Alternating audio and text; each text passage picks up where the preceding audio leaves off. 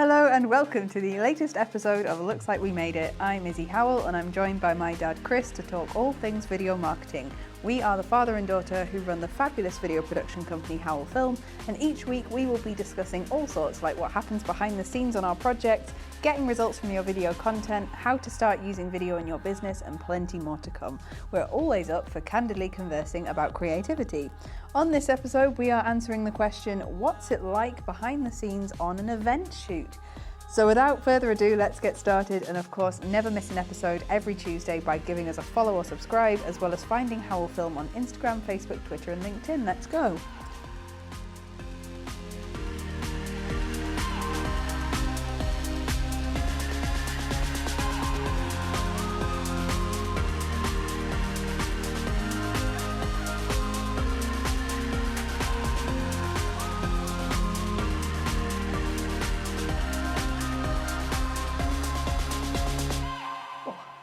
That's a mouthful. Okay, what's it like behind the scenes at an event? Event film. Filming an event. Yes, event that's filming. What we do. Not a film about events. Event film. Can we start again? That's fine. Okay. What I'd start with, it's quite busy. Mm-hmm. There's loads going on. Not chaos, but kind of.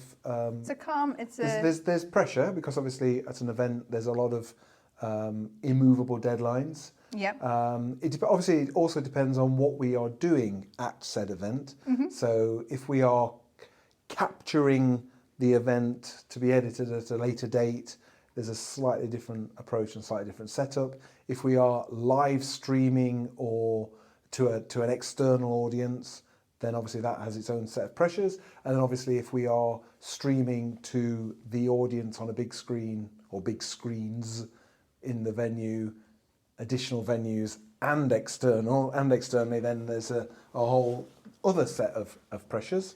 I think that one thing that people perhaps aren't aware of is just how much setup time is required prior to starting to film particularly a large event.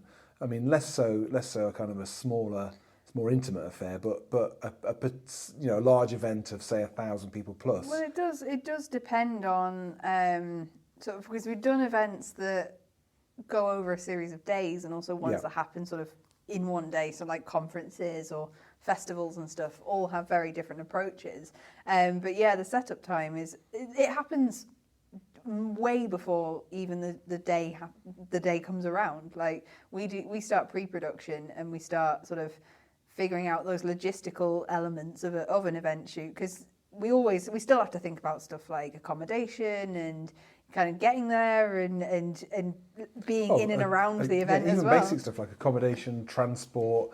Because it's not just transport. It's transport with enough equipment to sink a battleship sometimes. Yes, there is that.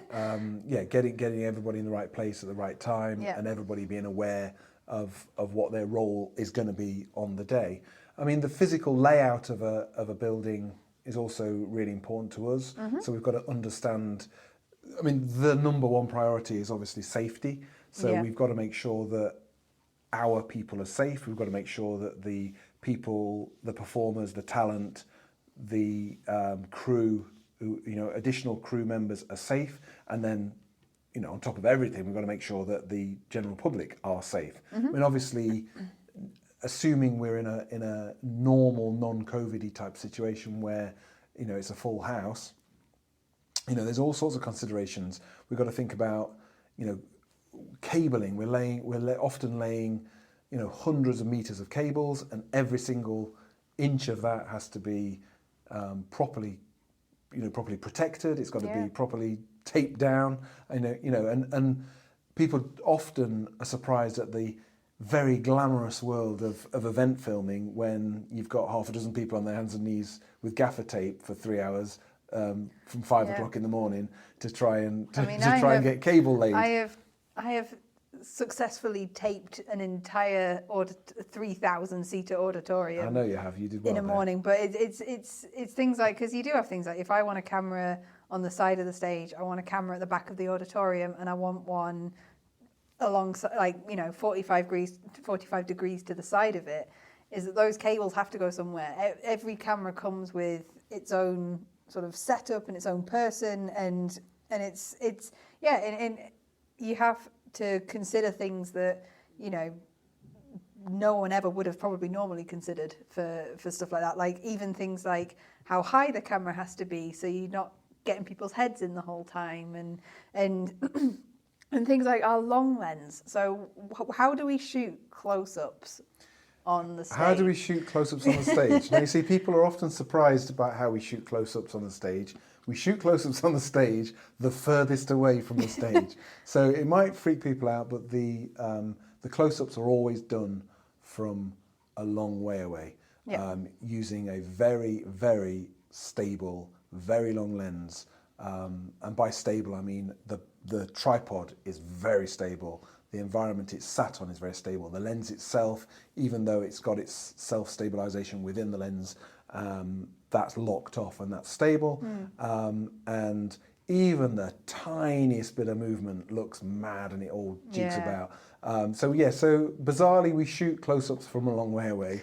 But that goes into the need for discretion as well, that we have to make sure that we're not impacting the audience experience in any way, and that's essential when you're working in and amongst visitors and ticket holders and stuff like that. People have paid, and what they don't expect is to find a great big strapping cameraman stood in front of them.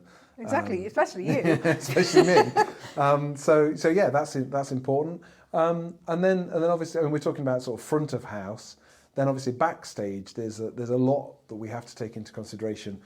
Often we're working with a number of technical partners, and what is interesting at every event is every technical partner thinks their role is the most important thing in the house. So the sound. What do you mean? Mine always is. Well, I know yours.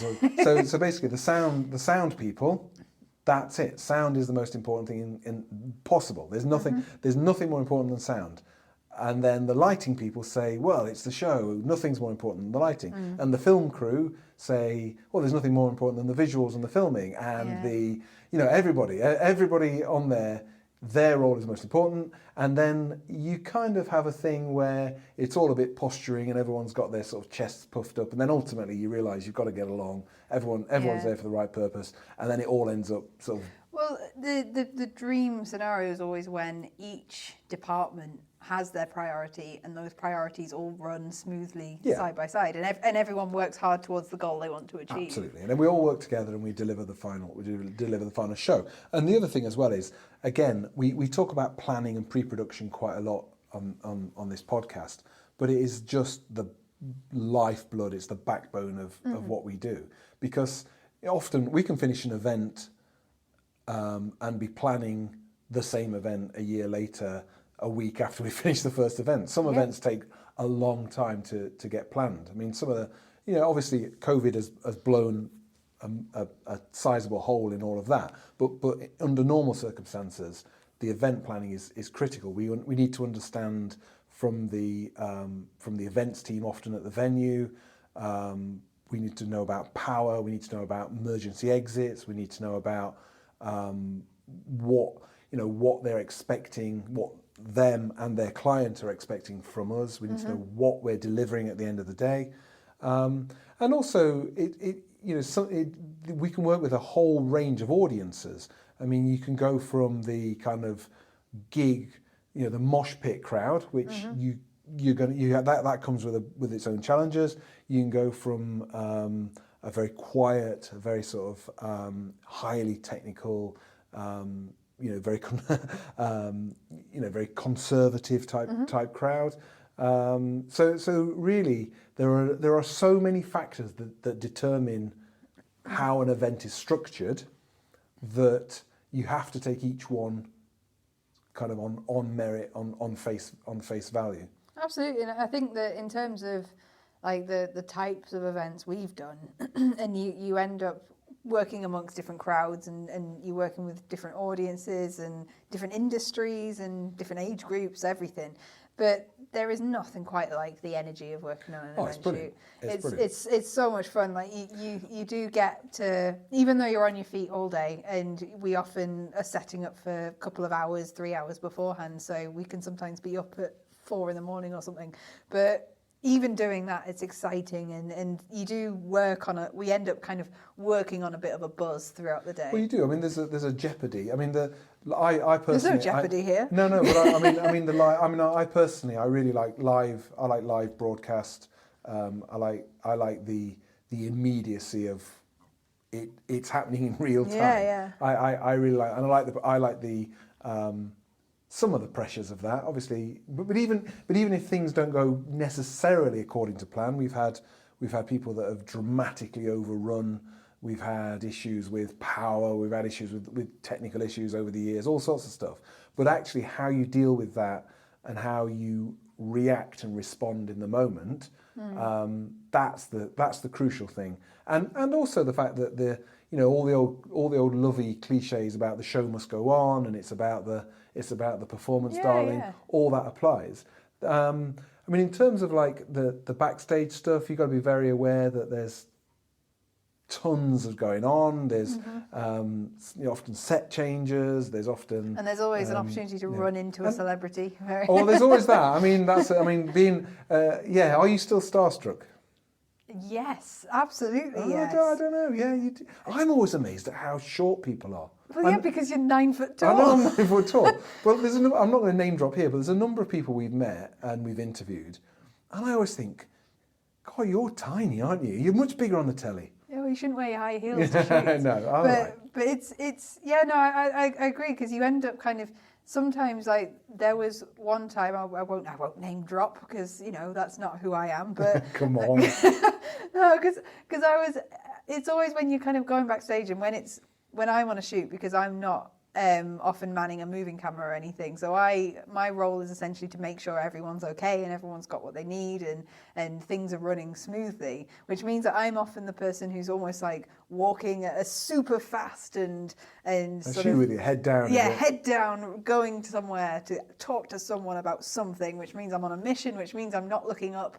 I have ran squarely into famous people more than once where I've just not looked up and I've been running down the corridor and I've been like, oh my gosh. So but you have a job to do, and we have to kind of maintain that sort of professionalism. We can't get too starstruck, but I think I would get starstruck if it was like, I don't know, Metallica or something there. Or Yeah, maybe. I don't know. I mean, that's the other thing as well, is that a lot of people we work with are often quite sort of down to earth, aren't they? I mean, there's not that much really in terms of that sort of stardom thing. The other thing I'd say as well is the bit that surprises everybody is just how dark it is. Every I know I'm obsessed about my kind, because I mean, that everything can be so dark. Not just the auditorium. I mean, like backstage, there's lots of very dark areas, and you've got to be very aware. There's like black curtains, black walls, everything, and that's always a bit of a feeling your way to the door. But I do love a venue when you find yourself. There's often been times where we've been almost on our own in big venues, like so say like in the Sage and Gateshead. There are times where we've been setting up in there, and there's been the security people and the people working there, but there's like, that's really nice. There's a number of places that we've been, and I really like as well the calm before the storm. Like when there are thousands of people waiting outside to come into a venue, and you're already in that venue, ready to go. Yeah. And the final thing, I'm on a roll here now. I think one of the most privileged things that we get to see, we get to experience, is the sound check.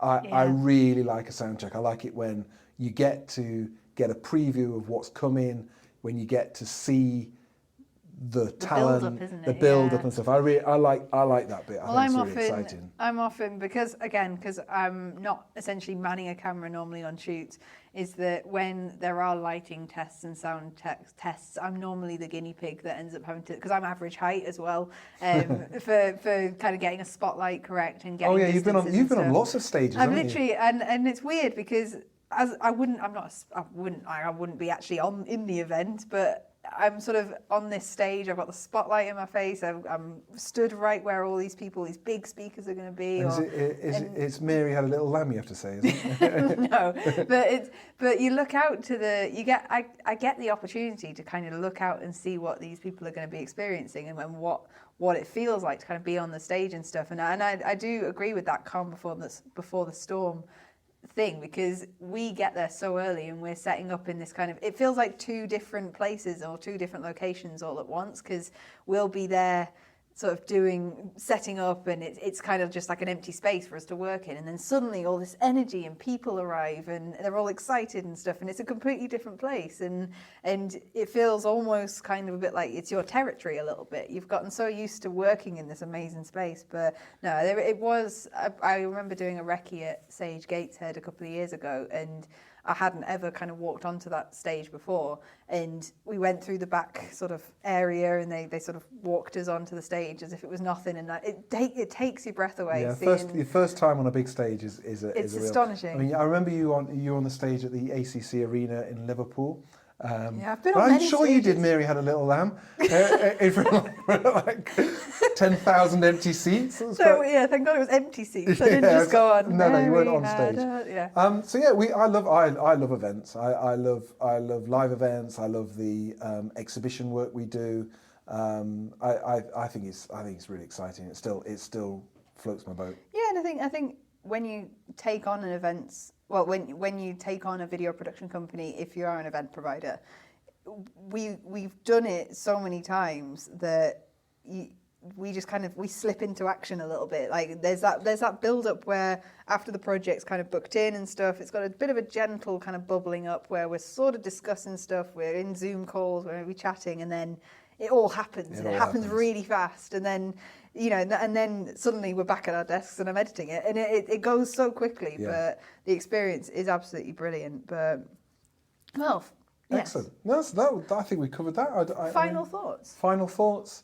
Get out there, and I know it's tricky, and lots of people are still, I don't know what to say, but yeah, just get out and enjoy events if you can in a safe way that makes you relaxed. Yeah, and happy. Absolutely. And if you see filmmakers and stuff on event shoots, and you just give them a nod, give them a wave, say hello to them, and bring us a coffee.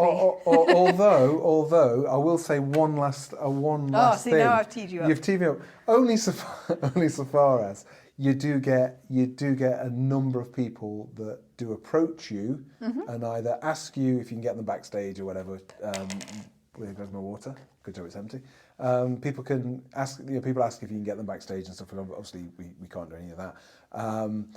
But also, they're kind of interested in what you're doing, and I've had it where I've been manning a camera at a fairly large event, and you get the tap on the shoulder, and you get, what lens is that? And that's an interesting camera, and it's like you have to sort of mouth in a very polite way, I'm working right now. I'll chat to you later. You do get in a bit of a zone, but I think I've just got one of those standoffish faces on shoots because that never happens to me. Doesn't it? I've obviously just got a welcoming look that people think they can come and chat to me. Well, I definitely haven't got that, but no, and it's also things like we've all got our walkie-talkies on and we're all kind of connected to each other, and often, the banter grows and stuff on those. Oh, you can't discuss comms banter. That's a whole different ballgame. Yeah, there's a lot of murmuring into walkie-talkies and whatnot that happens. But no, it is a lot of fun. It's a lot of fun.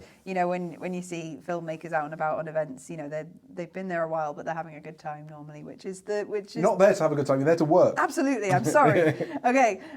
Question. Yeah, go on. Final question. What has been both working on / attending in your lifetime? What is your favourite event you have attended? Oh wow, that's because I know you've been a well-attended person. Well, my favourite event I've ever attended. Oh my Gideon. It can be a concert. It can be, a convention. Oh gosh, you've thrown me there. Probably one I wasn't working at, if I'm honest. Okay. Maybe some sort of big. Because I know you've been at many music festivals. I've been at many music festivals. I've been at many sort of rock concerts. Yeah, you got to enjoy Metallica Oh before yeah, they so went it's under. okay. Oh, is a leading I question. was leading you into something cool. Okay, I can tell you something cool. Okay. I saw Metallica with Cliff Burton, supported by Anthrax, at a reasonably small venue in the early 80s, 84, on the Ride the Lightning tour. To have been there. It's There you go. iconic. There's Iconic. one. There's one. And did you have sore ears afterwards? Yes, I couldn't hear anything for 2 weeks. I don't. In fact, a misspent youth listening to sort of. I like how there was a slight delay when I asked you that. Like you're still struggling. So a misspent youth listening to sort of hardcore metal probably has rendered my hearing slightly. What I will say is, years and years and years ago, I fancied myself as a heavy as a heavy rock performer, and the best event I ever went to was when me and a bunch of mates put a band together and we played live, and we were so terrible that if you'd like to hire Chris in his heavy metal we were band. so terrible, but it was we had an insight into how cool it must be to be good at something. So there you go. Yeah. So That's maybe both exciting and depressing. yeah, maybe that. How about you? I think for me it would have to be when I saw perhaps my all-time favourite band. Again, we're metalheads, so I saw my favourite band, Volbeat, and it's when they were playing in Newcastle in 2019. And I know we were in the seats, but I really, really enjoyed that. I thought that was brilliant. Normally we're right in the action, and also going to Dubfest as well. I really enjoyed that. We were both filming that, and we were also just there to enjoy the atmosphere, and that was the Mighty Dubfest in Alnwick, which was in 2019, obviously before the pandemic. That was a lot of fun. There was so much going on, and I just love being in and amongst the atmosphere and like the smell of food vans and people having fun. Well, that's the other thing as well. When that is the other thing is when you're working at an event and actually what you're thinking is, I want to be in that mosh pit, or I want a couple of beers or whatever. That's the other weird thing is when you're actually working there, you've got to have a different mindset to being a punter. Yeah. Oh yeah. But food tastes so much better when you're working and you have that hour or half an hour of a break and you have some chips or something, or like a hot dog. It's amazing. But okay, cool. There we go. Well, that's what it's like behind the scenes on an event shoot. Never miss an episode every Tuesday when we release them, by giving us a follow or subscribe wherever you get your podcasts, as well as if you are an Apple Podcast, give us a rate and review and tell us what you think. If you have any questions that you want us to answer on the podcast, or you want to be on it yourself, please let us know. We're always up for chatting to new people and getting more people on the show. You can also find the podcast on www.howellfilm.co.uk and find Howell Film on Instagram, Facebook, Twitter and LinkedIn. So have a great week and we'll see you soon. See you soon. Bye. Bye.